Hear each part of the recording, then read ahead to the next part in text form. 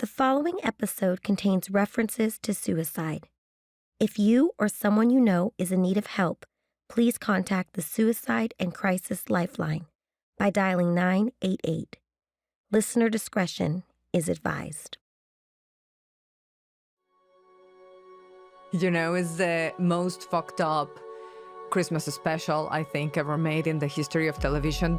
And all of them have to stop running away from the things that they've been running away from the entire series. Julia is precious. Julia is that rock holding Navarro together. Once she loses Julia, she loses absolutely everything. When we say that the dead never leaves us, that is a true statement. They might leave us physically, but they will never leave us spiritually. Uvanga Kanik. I'm Alice Kanik-Glenn, an Inupiaq writer, podcaster, and activist from Utqiagvik, Alaska, and this is the True Detective Night Country podcast. Sometimes the difference between the truth and what we create in our minds, the spiritual and the tangible, can be difficult to separate. Throughout True Detective Night Country, we're faced with unexplained mysteries, wondering if there may be a deeper meaning behind what we see. As a reminder, if you haven't watched part 4 of the series, I recommend doing so before listening to this podcast, as we will be discussing some spoilers. This week, we're brought back into Night Country on Christmas Eve with strange occurrences in the air. Danvers sees Julia walking and undressing into the cold. It becomes clear she's having a crisis, and Danvers tries to help. Hey, Julia! Julia? It's Liz Danvers. I work with your sister. Okay, I'm just gonna come towards you, okay? Yeah, we need to get you inside. The mine continues to be a source of tension not only with the locals, but also amongst law enforcement. Why are you here? You have protests around the mine. You had a shooting that ended in a fight in the hospital. You got 6 dead bodies in the local ice rink, and a still missing person of interest. You need to get this shit under control. Navarro, seeking to help her sister, takes Julia to a native-run mental health facility. Upon being admitted, Julia witnesses a haunting figure of her dead mother and escapes. Meanwhile, Navarro visits Rose at her cabin in need of guidance, and later gets an unexpected call from the mental health facility. Julia has tragically taken her own life. Hello? Evangeline Navarro. This is Lieutenant James Ingram of the Alaska Coast Guard. I'm afraid I have some bad news. You just let people fucking die! What the fuck?! You're fucking kidding me! As Navarro spirals, Danvers struggles to put the pieces together about the murder of Annie Kay. Obsessing over the newfound video, she starts drinking. She gets into her vehicle and crashes into a snowbank, coming face to face with a one-eyed polar bear. It's as if fate is reminding her of her past. These elements of darkness, spirituality, and death leave us wondering how our detectives will move forward. Episode 4 is the dark nights of the soul. The all is lost. You know, movies have that moment, and it's necessary in the journey of the hero to go through absolute hopelessness to come on the other side. And it will tilt a little bit more heavily towards the spiritual and the horror side of the series. Part 4 of Night Country, while set on Christmas Eve, is not very merry. I asked showrunner Issa López to share more about her choices in writing this episode and its relevance to the larger narrative. You know, it's the most fucked up Christmas special, I think, ever made in the history of television. This is, I think, where the characters go through the worst possible Christmas Eve ever. And all of them have to come to terms with stop running away from the things that they've been running away from the entire series. They're faced with the demons they carry, and they break in pieces when they're faced with them. In a way, this show is a little bit like that first season, in the sense that you can read it as, you know, an ink blot test, that you can decide if you believe in a spiritual world. So it's a decision for you in the end, if you go in one direction or the other. As we witnessed this week, Danvers begins to lose control. In talking with Issa and Jodie Foster, they each shared more about what they feel is happening to her. All the things that she has started to escape her. Leah simply walks away. She's not going to dance the dance anymore of let's pretend that everything is going to be fine. The case stops against the wall. There's nothing else she can do.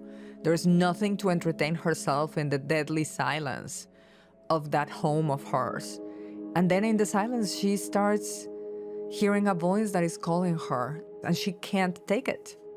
I think almost everybody I know has conflicted feelings around the holidays.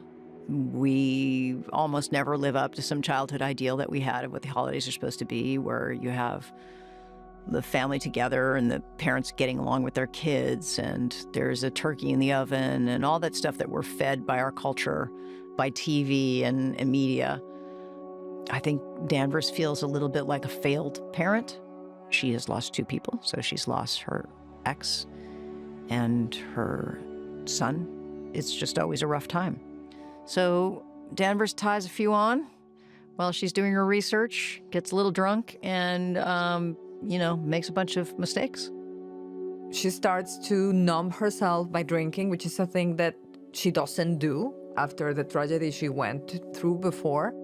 And once she's numbed enough, she starts going through the case again. She can't help it. She's trying to find anything to hold on to it. And she finally finds some little strands to follow, but she can do it herself because she's drunk at this point. So against everything that she stands for, she jumps on a car and drives, which is the very thing that she detests the most. And of course, she's going to end up in an accident, as she knows she would. This is a dead wish that she's following. But what she finds is this one-eyed polar bear, which is a callback to the little polar bear that belonged to Holden. By this point, it's clear that between our 2 detectives, Liz Danvers is more skeptical about the supernatural. But when presented with circumstances she can't rationalize, she's forced to confront her spirituality head-on. This is the episode where she's doing everything she can to silence it. And it still comes knocking, It still presents itself in the form of the bear. You can take a little plush toy and throw it away. It doesn't mean that the spirit world is not going to come looking for you and stand in front of your headlights and making you stop and look at it, It's a connection between the 2 characters, and in a way, the soul of the place. Danvers has this polar bear that has only one eye that belonged to her child. And they had this game where she covers one eye of the child and says, "I see you." It is also kind of a reference to the fact that we see only part of what is around. It's a little bit of a metaphor, if you will. It's a remember me, I see you. I see you. Danvers has a dream of her child saying she's awake, which we don't know if it's a dream or not a dream. She doesn't want to see. And she wakes up, puts her feet down, and finds the toy, which shouldn't be there at all. So the next day when she faces Navarro, who constantly reminds her that there is more to this world, she puts so much energy in shutting it down, throws the bear away and says, "There is no one but us." Both detectives are grappling with their demons, but Navarro's wounds are raw and bleeding. Speaking with Kaylee Reese and Issa, they revealed the turmoil churning within Navarro this week, much of it focused on Navarro's sister, Julia. Julia is precious, and I mean everything to Navarro. She's the reason why she's even trying to be in the regular job and have a regular, normal, supportive type of role in Julia's life and be in law enforcement. Julia is the only thing holding Navarro together, to be honest with you. That's her reason to maybe not beat every officer up, maybe kind of hold herself together in times where she wants to kill Danvers or whoever it may be in the line. Julia is that rock holding Navarro together. Once she loses Julia, she loses absolutely everything. Well, Julia is exhausted. It was a whole conversation to be very careful, not confusing the call of the supernatural with mental illness, and Rose explains it very clearly in episode 2. Don't confuse the spirit world with mental health issues. Sounds to me like she needs treatment. And what Julia is suffering is mental illness. And she walks away from the possibility of treatment and from the possibility of medication, which is a certain hope, but it's a tough walk to walk. And she succumbs to it. Julia's death suddenly turns into now she is the one that is hearing the voices. And she's terrified because beyond mental illness, Navarro is confusing those forces. And Navarro does have a connection with the supernatural world. Navarro does hear the call. But because of what just happened to Julia, who in a way now has joined the other side and is also calling, Navarro is convinced that this is the way that she will die. That if she follows that call, she's going to end up dead. And she's really, really terrified. But there's many discoveries coming her way about the call and how to respond to it.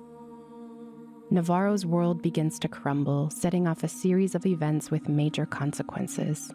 She's filled with rage over Julia, over Annie, over her own mother, and attacks 3 men drinking outside the hospital. One of them is Ace, the domestic abuser from part 1. Outnumbered, Navarro takes blow after blow from the men.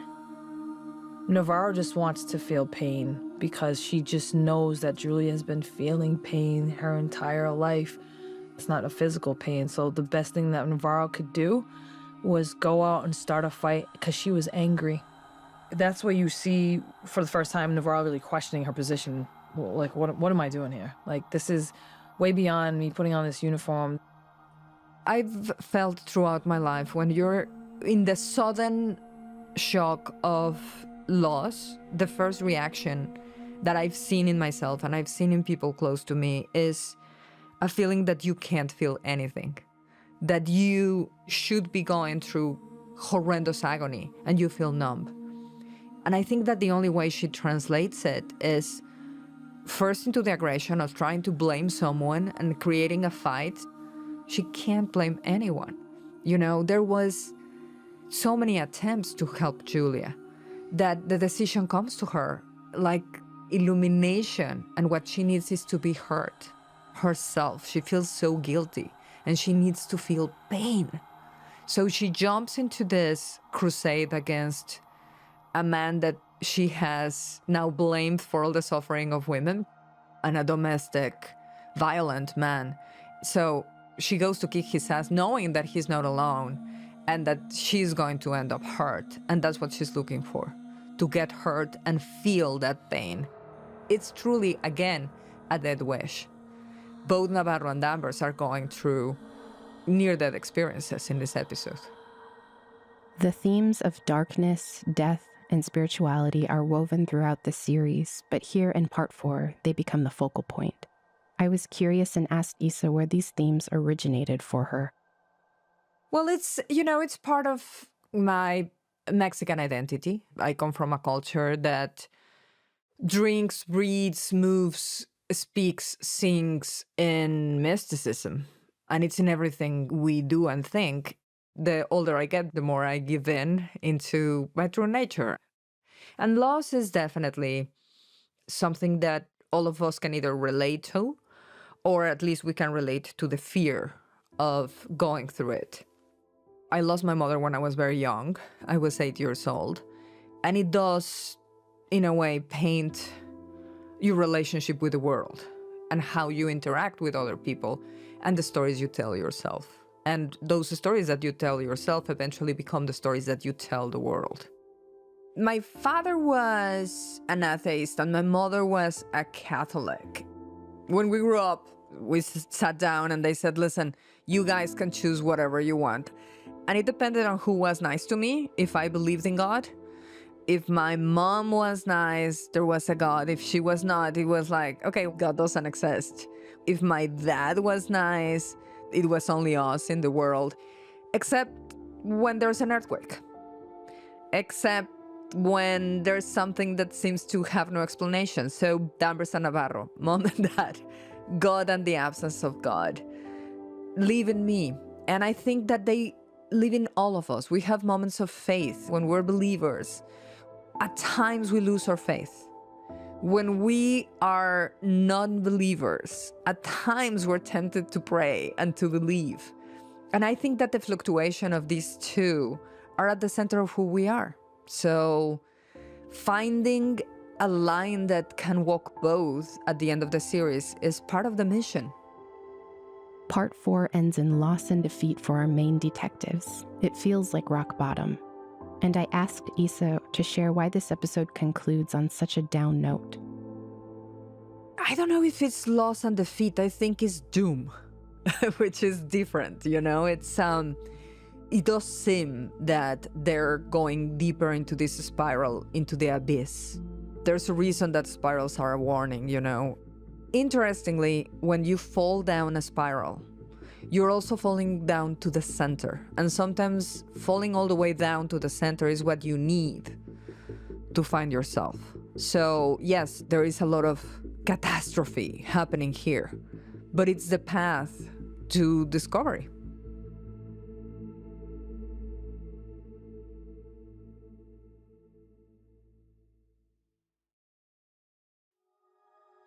The intense darkness and sense of oppression that grips you while watching the series isn't a mere coincidence. It's meticulously crafted. And beyond the story, it's communicated through cinematography and sound design. Consider the challenge that takes. Almost this entire season is enshrouded in snow and night. It takes exceptional skill and precision to pull off. I thought what was really interesting about the entire setup was you had the two cops and you had the case, but you also had these beautiful themes of like the supernatural, and also I thought an overarching theme of disconnect, like a disconnect that people suffer from nature. And I thought that those two themes resonated very strongly with me, and I think they're very contemporary. This is Florian Hoffmeister, the cinematographer for True Detective Night Country. He shared how darkness played a powerful role in how he shot the series. We all enjoy, suspense stories and mystery stories that take place in the dark, and darkness as a part of the visual language of a series or a film is something that's very common and people are very used to it. But I thought if you live in the dark most of the hour of the day, you will treat light differently. But I wanted to very consciously step away from a look that would make everything look moody because it's mysterious. And I was interested in how does lighting and the approach to lighting change when you live in the dark. I felt that the brightness should be really bright, like bright lights. They should be like guitars. They should scream. And the darkness should be really dark. And then we shot an extensive set of tests because it wanted to have this slightly rough feeling, like what I said, that the highlights had to go really bright and the darks like really black. And I wanted to actually save it and ingrain it into the digital files. So it became like the real nature of the show. Florian conveyed the planning that went into each scene. It was detailed. It had to be carefully thought out so that it communicated the right tone to the viewer. A film that has always very much inspired me in the way that it photographed and dealt with crime is Sicario. There's a certain detached precision to the cinematography, especially when it comes to the procedural elements, because every crime story obviously needs the odd scene in the office where people discuss whatever findings and that tends to be something that the plot needs, but then it's not necessarily visually very rewarding. And I think the film like Sicario, what they chose was a slightly detached feeling that kind of conveys this feeling of isolation. And I think that's something that I took with me. If people are resonating with those themes of loss and disconnection, isolation, but also the beauty of the nature that's, and the beauty also in the relationship that surround us, I think that'd be lovely. Florian's vision for Ennis on the screen was brilliantly complemented by the sound designer of Night Country, Martin Hernandez. His challenge, he had to ask himself, how should Ennis sound when there is little to no light, the temperatures are sub-zero, and a supernatural pulse underlies everything? An immense task, but for Martin, it was a return to familiar terrain. I worked before with Issa in a couple projects down here in Mexico, and one of them which is Tigers Are Not Afraid, psychological thriller. It's funny because there is a very subjective approach to the characters and to the story and the environment where the characters are developing their everyday living. So how do you express that when you are isolated in a community as this one, where months of the year is night? Funny things happen with the mind. It's a different world. So we had to express that, and it's involving the supernatural events that also occur on the story. There is a fine line between what is really happening and what is supernatural as we understand, and that is very well expressed in the script and the story. So sound-wise, we had to play that character. Why we are here is to translate into the sound world what the director is hearing and what the director wants to express. So this is the non-scripted lines that are happening alongside the dialogue and the conversations and the scenes. A feeling, a thought, a fear can be expressed with sound. And this fear or these feelings can be expressed alongside or with the sounds of nature, because the nature is very much present, and that nature, of course, is a snowstorm or heavy wind. But that doesn't have a sound on its own. So the wind in the houses, the wind on the window panes, the wind on the doors, the wind on the cars. So all these things that are, as we all know, present in the everyday life, all of a sudden have a different weight and proportion, because the wind is very different, because the isolation is very peculiar, and because the proportion of this is so much bigger than what we perceive in a regular day, you know? In the world of Ennis, more and more we've seen the dead interact with the living, like the polar bear haunting Danvers and Navarro's vision. While Issa drew inspiration from her own heritage to build this fictional storyline, ideas of spirituality and the supernatural also exist in real Alaska Native culture. Would we say that the dead never leaves us? That is a true statement. They might leave us physically, but they will never leave us spiritually. This is Robin Manguyuk, an Alaska Native storyteller from Utqiagvik. Like many of the Native characters portrayed in Night Country, Robin has spent his life learning and preserving Inupiaq traditions. These shamans that we used to have were very strong in their knowledge and power. They used to have this word called tunarok. Tunarok in our English language today means the devil, but back in the day of the shaman, it meant the helping spirit. When somebody passed away or there was a death in the dwelling place, the shaman would come in there and practice his seance. He would come in there and say his prayer, hoping to attach himself with that spirit, hoping to help that spirit. Connection with the supernatural is part of our spiritual tradition. We believe that some of our leaders still have access to the spirit world through songs and ceremonies. The Inupiaq people live by superstition. They live by taboo, and you had to be careful how you lived, because if you stepped on something in the wrong way, or if you did something not in the right way, your balance in life would not fashion you in the way you wanted to go. In one sense, superstitions oftentimes guide how we live and hunt. We give freshly caught seals a drink of fresh water so that the seal's spirit knows we took care of his body in death. We cut the skull from the spine to set his spirit free so that he or another seal will return to give its body to us again. We pass these beliefs on through the stories we tell. I believe that storytelling and spirituality are real strongly connected with one another, because spirituality is something that you believe in, and it is something that you're going to always hold close to your mind, your body, and your soul. You cannot live in this kind of isolated livelihood without having spirituality. Knowledge is really easily remembered through song and dance. And I believe that there is a big connection with spirituality and storytelling. These stories teach moral lessons like how we are to interact with nature and the world around us. Our myths and legends are true to some extent because they are added with the truth to these legends and folklore. You know, they got creatures out there that are called mythoyuks, or scary beings that will snatch you from your place if you go a little bit too far from your home and stuff like that. So there are stories of giants, there are stories of prominent people who did prominent things, there are stories of people who were in tragedy.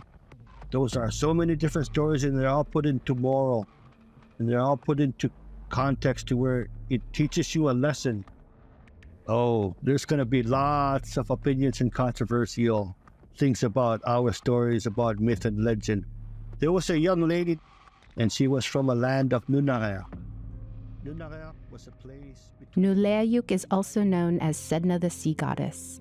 Her tale is a dark tragedy. Sedna was drowned and murdered by her own father when she refused to marry a man from the village. Her father dumped her overboard a kayak, and when she tried to get back into the boat, he cut her fingers off. She sank to the bottom of the sea, and it said her fingers transformed into seals, whales, and walruses. Traditionally, shamans were expected to get in Sedna's good graces and placate her by sending a spirit to the bottom of the sea to brush her hair. Once this was done, the animals she controlled were able to be harvested successfully by hunters. The story of Sedna still influences our culture today. Many Inupiaq women have tattoos of lines on their fingers to honor Sedna. While the story is open for interpretation, I believe it shows that humans are not in control of nature and that you should always be respectful and a little bit fearful of things outside of your control. I think it also represents the power and independence of Inupiaq women who should be treated with honor and respect. Otherwise, ill will may darken their spirit when they die. While some of these stories may seem shocking, Robin mentioned how preserving these traditions can ultimately bring connection and hope.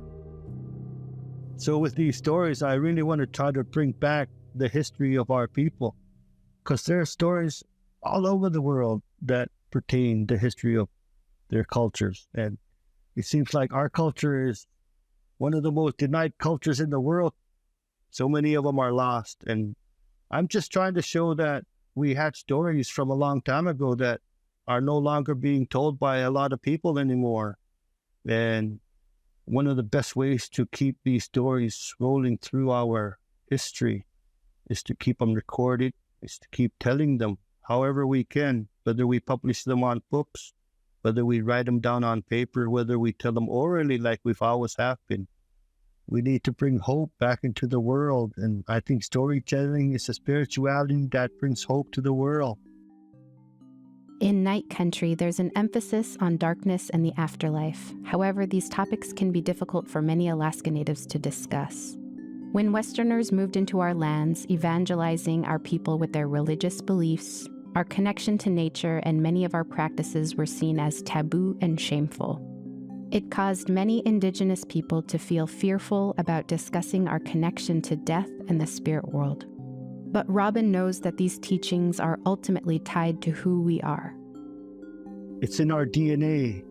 As long as we remain to be Inupiaq, we're going to always have Inupiaq values. And I really believe that's how we remain a strong people, is to have your traditional values intact with your heart, with your mind, with your body, and your soul. These stories, even if dark, are a powerful tool that connect us to the things that we believe in, the things we should stand up and fight to preserve and protect. This same idea has been a focus for Issa all along. There is a soul agenda, and mine is to talk about these themes. My soul agenda is storytelling. That's the vehicle, the mission, the end, the beginning, the it of it all. Now, the stories have to do with the things I believe in or the things that I still haven't figured out. Is there a God? Is there no God? Do we have control of our actions? Should we fight for the things that are absolutely broken, perhaps beyond repair, but should we still fight them? All those things, and putting them in an entertaining way, in a way that keeps you going back to finish the story and stays with you after it's done. My aka, or grandmother, was an Inupiaq language teacher and storyteller. When I was a child, she told me stories about the Northern Lights, the 10-legged polar bear, and the Inukuns, or little people. Even if they were scary, each story held different life lessons. For instance, one time when I was little, I was crying to go home to my parents, and I complained that I'd walk home by myself if she wouldn't take me. She sat me down and told me that if I walked home by myself, the little people would grab me and take me away. Inupiaq people should never travel alone, especially young children, and there are supernatural beings that enforce these rules. You can always find true meaning in Inupiaq stories. As Danvers and Navarro reach this week's episode's end, they themselves almost seem trapped in one of those old haunting tales. Standing over a vast icy expanse, they face a colossal dredge frozen in the ocean waters. Raymond Clark, hands over your head. Inside, they're on Clark's trail. While Danvers finds a man named Otis donning Clark's jacket, Navarro is entranced. She stumbles upon a fully decorated Christmas tree and is visited by a grim vision of Julia. Separated, Danvers frantically seeks Navarro, only to discover her by the tree. As Navarro turns her head, a trickle of blood runs down her ear. Just like Julia, just like the Salal men.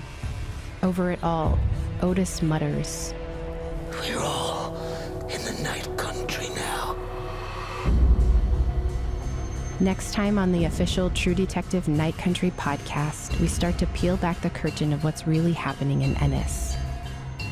This deep dive that they took into their personal lives has to be brutally interrupted with the big eruption of the real world.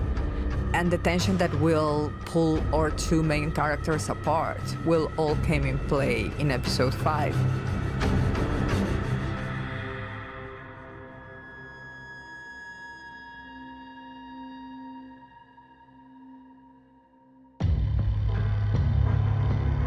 The True Detective Night Country podcast is produced by Tenderfoot Labs for HBO. You can follow our show wherever you get your podcasts and stream True Detective Night Country exclusively on Max. We'd love it if you could take a second to leave us a review on Apple Podcasts and leave a comment to share your thoughts on the show.